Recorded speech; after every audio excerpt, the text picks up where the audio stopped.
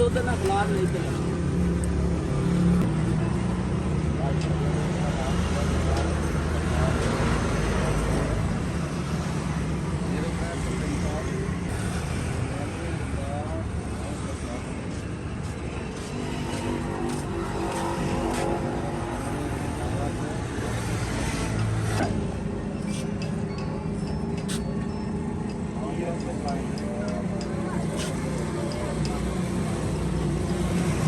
मौसम शदीद गर्म है तो इस मौसम जड़ा सिर दे उत्ते कपड़ा होना भी ज़रूरी है कि इतनी शदीद जड़ा है गर्मी आ रही है।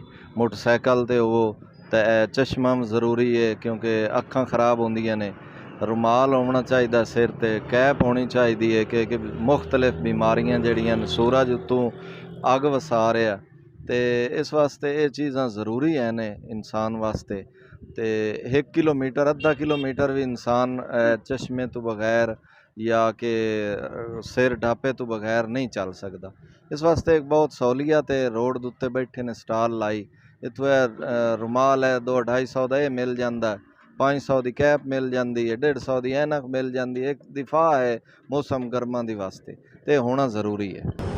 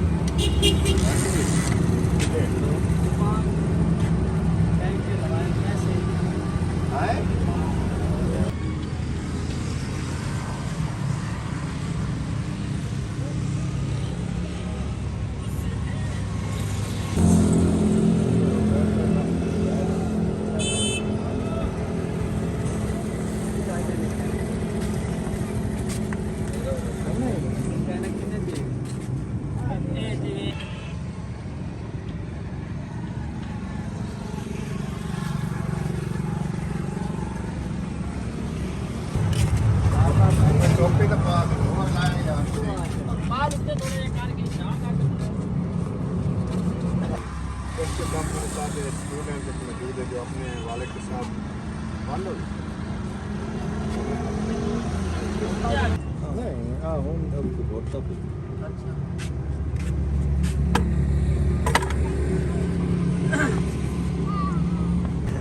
तो थोड़े खिलाफ थे नहीं वो वीडियो में आके बना के गया फिर क्या 3-4 दफ़ा बनाई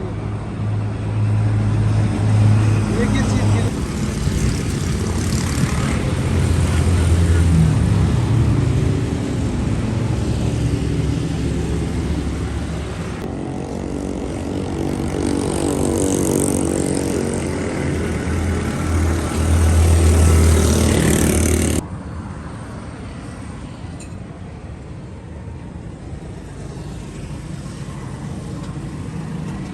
बहुत अच्छा कारोबार है और कीमतें बहुत सस्ती है, इतने ज़्यादा महंगा नहीं चीज़ है हमारे पास।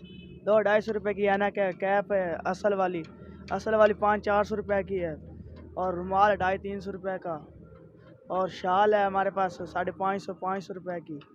मच्छरदानी है 700 रुपये की, 750 रुपये की हम सेल करते हैं। बकाया रुमाल टोपियाँ वगैरह वगैरह हर चीज़ हमारे पास होती है। और मैं मैट्रिक का स्टूडेंट हूँ और मुझे छुट्टियाँ हुई हैं और मैं अपने अब्बू के साथ इधर आया हूँ काम पर और हम काम कर रहे हैं इधर।